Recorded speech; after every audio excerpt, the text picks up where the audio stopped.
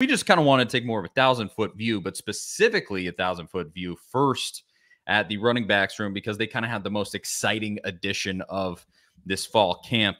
Linjay Dixon, transfer from Clemson, a speedy back that is coming in to essentially replace Lynette Whitehead. Although they play a pretty different style of football between the two of them. But Linjay Dixon is officially in with Tennessee. He committed. He was on the practice field the day after he committed. It was super quick. And now Tennessee's running back room is, I would say, there's no superstar, but a little stacked, right? It looks pretty good with the addition of Linjay Dixon in terms of what you want to see out of Josh Heupel's breakneck offense. I like the way this stacks up, but what did you think about this addition? I think I kind of mentioned this when we talked about Whitehead going down for the year, and the Dixon news was kind of out there at the same time. It kind of feels like an upgrade, because Whitehead, he was kind of like in between being a linebacker or running back. They decided to put him at running back. Can't really stay healthy. Can he hold up to that contact that you take as an SEC running back? The answer is probably no. Even if he wouldn't have got injured, I just don't know how productive he would have been for Tennessee. And you replace him with a guy that, okay, things didn't really go his way at Clemson, but he averaged 6-7 yards a carry at times. Obviously has a lot of talent, former 4-star recruit. So I think it's a huge addition. I don't know if he's going to be, Tyon Evans, Eric Gray type guy that comes in and just blows everybody away from day one, but I think the potential's there. He's not going to be the starter either. Obviously, Jabari Small's the guy. Jaylen Wright, kind of more of a speed guy. And then you got Justin Williams-Thomas, the promising freshman who hasn't really looked great in practice as far as catching the ball, which is a big part of this offense. You got to be able to catch the ball out of the backfield. He's admitted that he struggled with that some, but he's working hard to get past it too. I mean, he's a true freshman. It's not going to happen overnight for him. I think we forget sometimes that when these players arrive to Tennessee as a freshman, they're not the same player they're going to be as a junior or a senior. You've got to have that development process, which this staff might be the best staff that we've seen in 10 years when it comes to developing players. It's very early, of course, but based on what we saw last year, I don't think how you can say otherwise when you look at the development of Hendon Hooker, Cedric Tillman, Velus Jones, and then Jabari Small, who kind of had to step up once Tyon Evans left. And he kind of became the guy and somebody that Tennessee could count on. So, yeah, it does feel like a strength of the team at this point. Yeah, it really does. Dixon, the main thing that I've seen said about him is he's just small. He is really, looking at the numbers here, he's essentially the smallest guy in that room. Dylan Sampson, according to the chart here, is an inch taller but weighs a little bit less. But Samson is a freshman, where Linjay Dixon is in his 4th year of college, technically, I think, at this point. It even says he's a redshirt senior, so maybe 5th year of at least being around college football. He was a 4-star recruit in 2018. So yeah, 2018 was 4 years ago, Lordy. So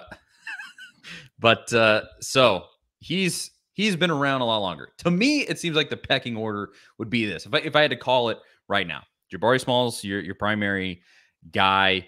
Then it is Jaylen Wright. I mean, he really put some nice stuff on the field at the end of the season last year. And then somewhere in between Justin Williams-Thomas and Linjay Dixon, I think I would guess Linjay Dixon and maybe Justin Williams-Thomas becomes the short yardage guy. And then Dylan Sampson is kind of bringing up the rear. Although I have heard he's been a guy that a lot of people have been talking about, actually. Dylan Sampson, they said he's been putting in some nice reps. He's looked good on the practice field. Do it that way you will. You kind of take that with a grain of salt just because it's practice. But I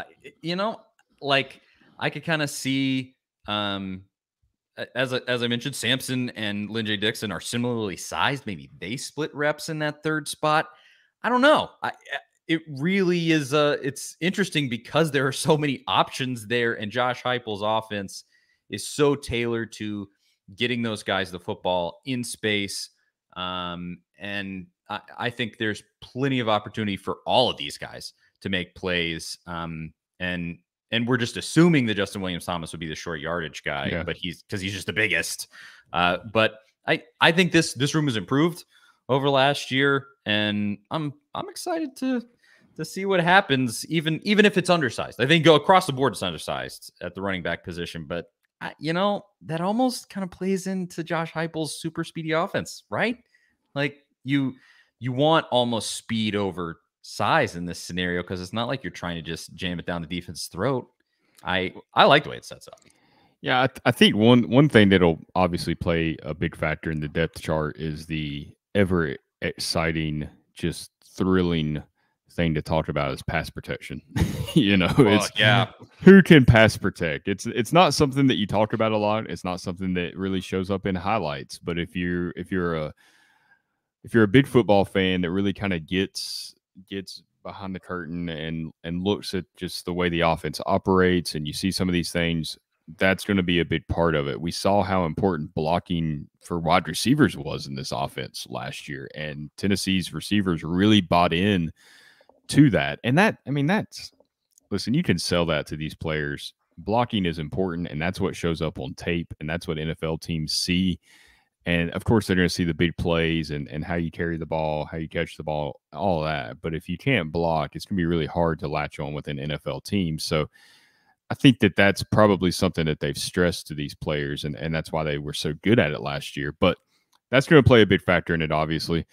Heupel's talked a lot about correcting the things that went wrong last year. And I know this is something you've pointed out many times is that third and short situations where instead of just picking up those 2-3 tough yards behind an offensive line and a big running back, they're trying to throw the ball down the field and catch the defense off guard. And that's still part of their strategy, but that's just not, it's not a good way to approach the SEC.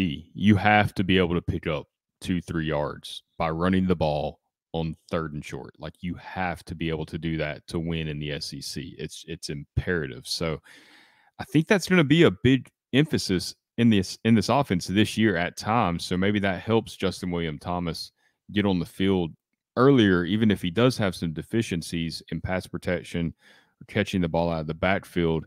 He can at least serve in that role. We'll see. Maybe, who knows? Maybe Dylan Sampson shows that he can be that guy as a true freshman. You never know. I really hope that he turns out to be like a Travis Etienne type player that comes out of Louisiana that LSU kind of ignored, that goes on elsewhere to have a fantastic career. Maybe he's that guy that, diehard Tennessee fans are kind of talking about him, but there's not a lot of attention on him otherwise. Perhaps he's a breakout player for Tennessee this year.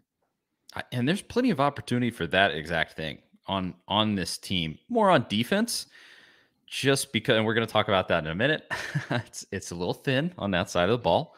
But even on offense, where you do have a more set roster, I think, at this point, but you're still going to have plenty of opportunity because of the amount of plays that are run by this offense in a typical game. You're going to do a lot of rotating, and we saw a lot of different running backs last year. Well, not a lot of different running backs, but just different running backs on different plays because of needing to rotate, needing to give guys a breather. And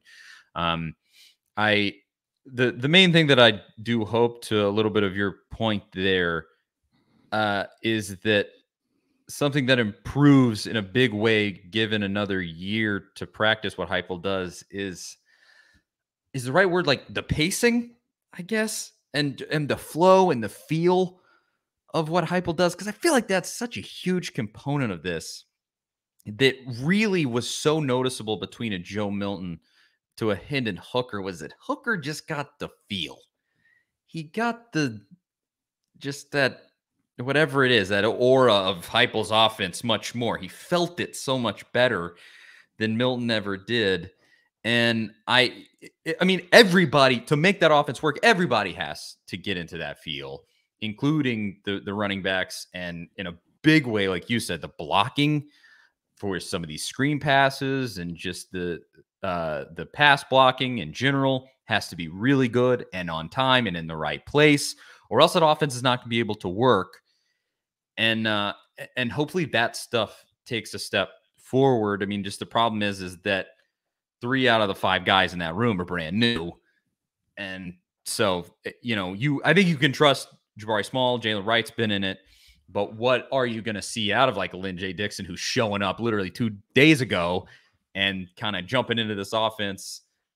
I mean, is he going to be used to it enough to be useful in like the early part of the season? I don't know, because it is such a unique offense. So we'll have to see exactly where it all goes. But I think no matter what, we're pretty confident in the setup of this room. It's a lot of talent, and there are pieces in there, as you mentioned, that could be breakout talent, and hopefully that does come to fruition, because it would just be so nice to have some surprise pieces here. Like that's something that could really make this team go from, I think right now people are kind of considering them like top 25, but probably between 20 and 25 in America. Like that's sort of how Tennessee is being perceived right now, where I think you have some special pieces that emerge on either side of the football, and you could jump up to top 15, maybe top 10. I don't know, but I think people at least see the potential in Tennessee for that. I know I do. And it's going to take the emergence of some guys that we haven't seen emerge yet. And maybe some of them will be in this running back room. I don't know.